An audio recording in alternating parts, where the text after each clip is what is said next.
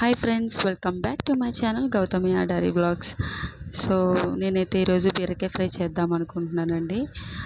కానీ ఎక్కువ అంటే ఒకేసారి ఎక్కువ రాలేదు బీరకాయలు. సో దానివల్ల నేను వారం రోజుల్లో ఒక 8 వరకు కలెక్ట్ చేసుకున్నాను. సో చాలా బాగా వచ్చాయండి, చిన్న చిన్న బీరకాయలు. బట్ ఏదైతే ఇది మనం పెంచుకున్న బీరకాయలని ఇలా వండుకొని తింటే ఒక తృప్తి ఉంటుంది కదా.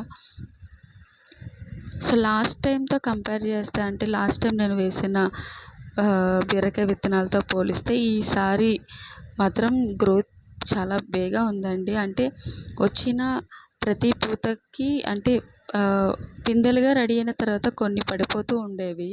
సో చాలా బాధపడేదాన్ని. కానీ ఈసారి అలా కాదండి, చాలా బాగానే స్టార్టింగ్లో వచ్చిన ప్రతి పిందె కూడా బతికింది.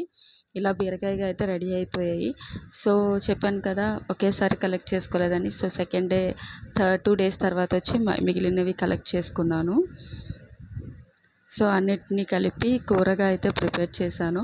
బట్ అది కూడా ఎలా తయారు చేసుకున్నానో మీకు అయితే వివరంగా చూపిస్తాను. అది ఏమైనా పెద్ద కష్టమా అని అనుకుంటారు, కానీ నాకైతే ఎందుకో మీకు కూడా నేను ఎలా తయారు చేసుకున్నానో చూపించాలనుకున్నా.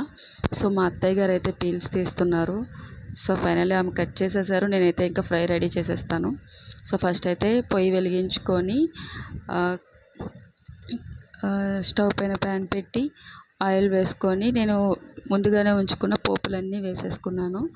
సో ఇది ఈజీయే, కానీ మనం పెంచుకున్న మొక్కలతో ఎలా ప్రిపేర్ చేసుకుంటున్నాము అంటే ఒక ఆనందంతో మీకు నేను ఇలా వీడియో అయితే రెడీ చేసి చూపిస్తున్నాను.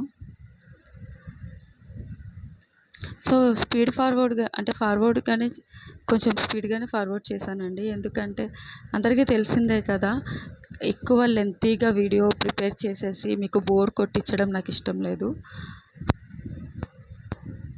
సో అన్నిటినీ అయితే వేసేసుకున్నాను.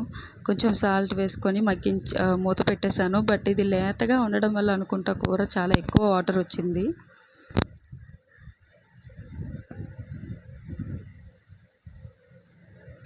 చూసారా ఎంత వాటర్ వచ్చిందో. సో నేనైతే చాలా చాలా హ్యాపీ అండి.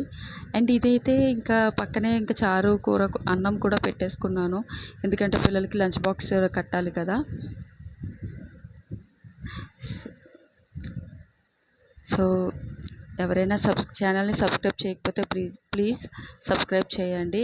And thanks for watching.